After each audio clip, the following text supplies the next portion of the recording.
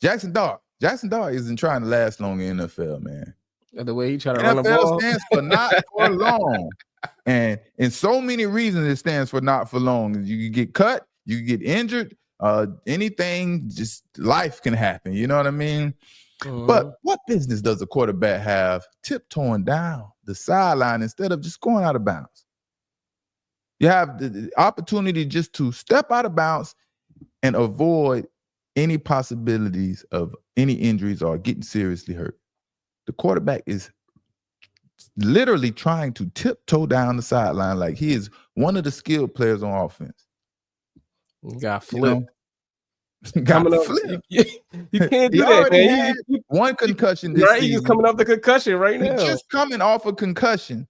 Like, how long does it take for these younger players to mature and learn how to be a professional? It's not about that you made it to the NFL. It's about how long can you last and continue to feed your family and continue to make all this good money that we make in NFL. You know, one of the most prestigious jobs that we have in our country, right? It's like, protect yourself first at all times. Like, I mean, all the razzle-dazzle and fame and flashiness is gone. The New York Giants need Jaxson Dart to be a quarterback, not this renegade passer that, you know, seems like he's one of the toughest guys in the NFL. That's not what the quarterback position is about.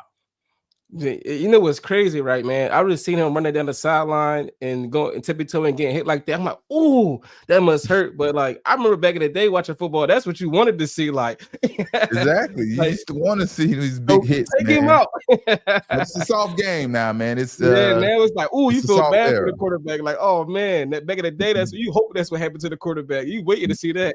Nowadays, it's a soft era, man. We loved it. We embraced it.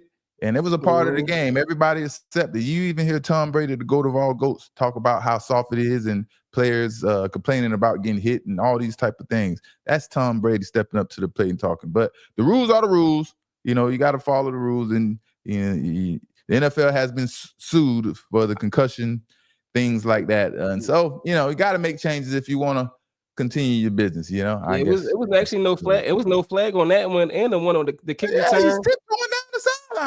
What are you throwing the flag for? If I don't even want to call him an idiot, but the quarterback, the young-minded quarterback, think he's who does he think he's Lamar Jackson or someone tiptoeing down the sideline like he can get some extra yards. Another hit on the Giants kick return. When he knocked it, I don't know if you seen the paint fall off the helmet off that hit and he fumbled. Yeah, they ain't called a flag on that. I was like, man, it got some big hits today in the game, and there was no flags. I like that, honestly. Yeah, man, that's what we love, man. Ultimately, you need these touchdowns to be excited and scream and shoot your fireworks and all these type of things. But you know, some of us like physical football play and good defensive play. I love to see it. I also like to see touchdowns and big plays as well, man. That's part of the game. But Drees, man, you are familiar with a quarterback, right? I think you are familiar with a quarterback. Can you name a quarterback that refused to slide and had a hard time trying to protect itself? You know any quarterbacks? RG3? That's not who I'm looking for. It could be the past, the present, or the future. Any quarterbacks you could think of.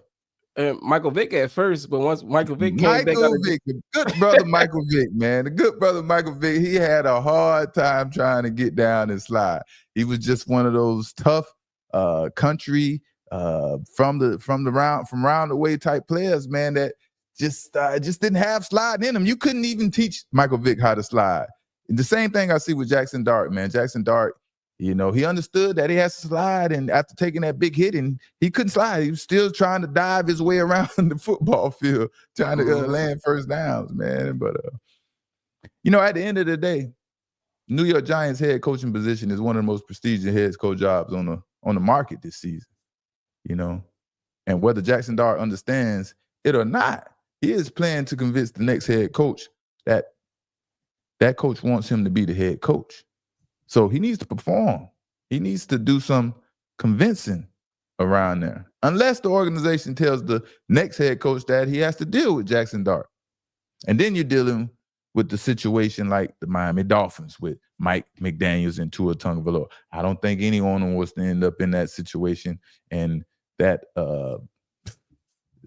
crazy bad leadership of a organization it turned out to be, because it was more of a relationship, friendship with those two guys.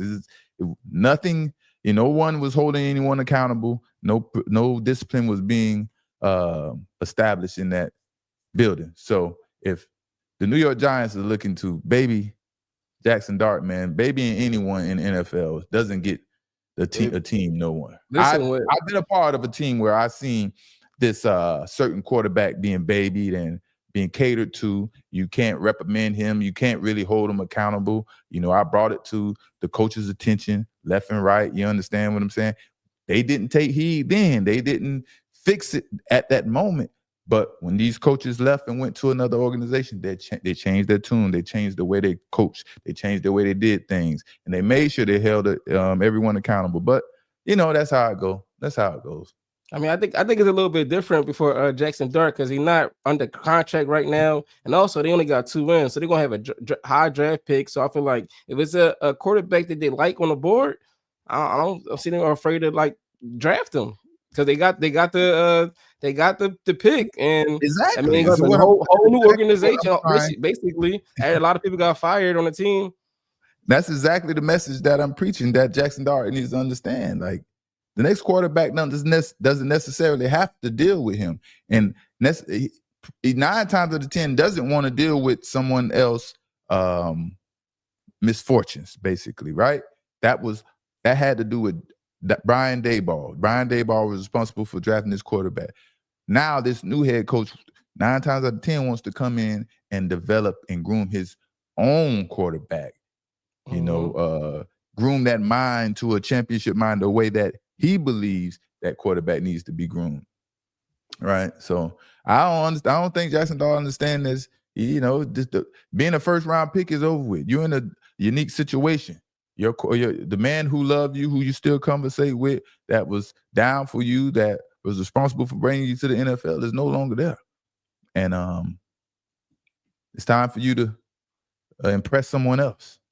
So the message needs to be loud and clear to Jaxson Dart if he wants to continue to play in the NFL and remain a starting quarterback. And we talk about Jaxson Dart running so much, man, and I think he registered 4 or 5 runs tonight. And maybe it just seems like he runs so much because he's always outside of the pocket, when he's passing the football. I just hope he catches on quick, man. Catches on and fix things. All right. But to the New England Patriots, the number 1 seed in the AFC, baby. I ain't gonna act like I'm all Patriots out and the things like that. But understand, it's in my blood. When Patriots do good, hey, I cheer. When Tom Brady was there, I cheered heavily. You know what I mean? That was pretty much who all I cheered for, and the players and things like that. But hey, man, let me tell you, Marcus Jones, man, he's a big play threat for the New England Patriots, man. You have to prepare for him, man. You have to watch out for him on special teams and make sure that your special team coverage is on point, or he'll break the game open for you. And the game was pretty much over when Marcus Jones took that punt return back for a touchdown. In the first quarter, it was over for the first quarter? It was over. The Patriots didn't ever look back from that, man. They went up 17-zip after that. Drake May at halftime, he had 200 passing yards and 2 touchdowns. He was killing the Patriots was killing the Giants from the beginning. And that's what you mean when you say get out on them early. You jump out on the team front, start fast. That's what your coach is talking about when he wants your team to start fast. Exactly what they did. They jumped out on them early, 17-zip. They didn't have to do much to even win this game after that. You just had to maintain, not make that much mistakes, and play good football. Play some defense, man. Make some stops, and that's it. I think they put the ball maybe 2 or 3 times. Yeah, that was great offensive execution on their part. Drake May, man, let me tell you, man. I know everyone is we're going at it about Bo Nix, but Bo Nix and Drake May might end up in the AFC Championship together, and those 2 young studs might have to battle it out, man, to see who's the young superstar coming up, the next Tom Brady, Peyton Manning, one of those You situations, taking man. you taking it too far. You taking it too far now. Yeah, you got to create these rivalries in the NFL, man. You got to create these rivalries and have something to go back and forth about and bicker and things like that. But one thing that is helping Drake May become establish himself as one of the top quarterbacks or elite quarterbacks in the NFL is not only him being accurate with the football and not and passing and having one of the best deep ball throws in the NFL is Stephon Diggs. Stephon Diggs, man. Stephon Diggs finally found the right organization and coach to basically keep him under control. And I'm surprised that Stephon Diggs hasn't had an outburst yet since joining the Patriots. He's the wide receiver version of Aaron Rodgers at quarterback, basically. He's had the outburst recently when he played for the Texans, when he played for the Bills, and he has a history. He has his history. He's kind of known for one of those diva type wide receivers, but he's an exceptional player. And the Patriots took a chance on him. Mike Vrabel, he understands how to be a leader. He understands how to control and how to get the best out of players, basically. So Mike Vrabel took a chance on him because he understood that Drake May needed veteran presence for him, and he chose Stephon Diggs. Stephon Diggs, man, he's turning out to be a great pick, a great signing for the New England Patriots, a great pickup in free agency, man. For sure. I think Stephon Diggs, he realized his age. I feel like he realized his role and everything because there's a lot of passing downs where Stephon Diggs not even in the game and he's accepting his role where it is right now. You know what I mean?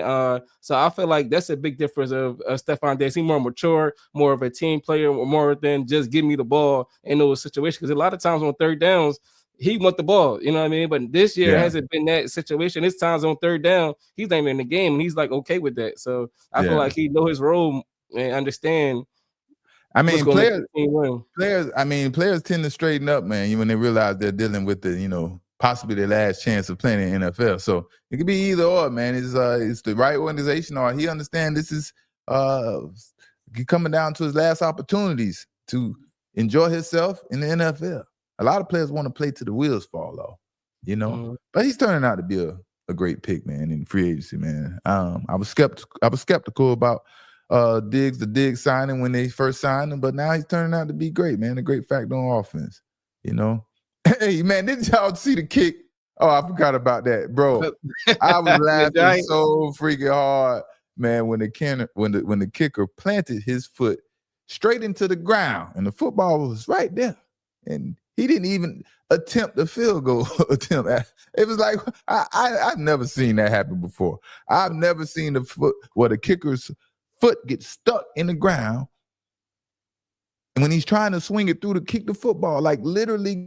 I think that's the first time ever. The field goal attempt never get attempted. Like that is the wildest, funniest, craziest thing I've ever seen. I was laughing so hard, man. Whoever was around me at the time, I was kind of scared them. Nowadays everybody's in their phone. I'm like, look. I'm laughing. They're like, what's going on? All right, bro, you have to see this. Watch this. They clueless about the game, and everybody's stunned when they saw that, man. When they saw that, it's like, man, he's gonna go down. Go ahead. No, I was saying it's like a golf swing. You swing at the golf and just say, "Oh, dirt," and don't hit the ball at all. That's exactly what he did. That's exactly what it looked like he did, man. Exactly what looks like it happened, man. It's unfortunate situation, man. And it basically tells you what the New York Giants season has been going. How has things been going for the New York Giants? Basically, like that field goal kick. That field goal attempt. It wasn't a kick. That field goal attempt. That's exactly how terrible the season has been for the New York Giants. Woo! Man, they can't end well, man. And for Mike Kafka and the interim head coaches since Brian Daboll is gone, man, they're not doing a good job at all trying to solidify themselves as the next potential head coach for anyone at this moment in time. It looks like Giants is just pretty much laying down at this moment, man. And all the razzle-dazzle, all the pretty lights and fame and all that stuff is pretty much gone from when Jaxson Dart first took over from Russell Wilson. Yeah, Russell. He took over for Russell Wilson. So it looks great at first when you're taking over for a guy like Russell Wilson. You understand? So now that is the honeymoon stage is gone of him being the quarterback, now things get a little serious. So it's all good, man. All good. And you talked All about good. how point is all three phases of the game too, man. Special teams today, they gave up a punt return. They had that field goal, not field goal, and then they also had that fumble on the kick return. So like, you're not just losing on offense and defense, special teams, man. You losing all three phases of the game with all new coaches. It's like Giants, get ready for that first round, that first pick. Yeah, I'm betting, based off the film and a new head coach coming in and evaluating Jaxson Dart, that they're going to be taking a quarterback in the first round.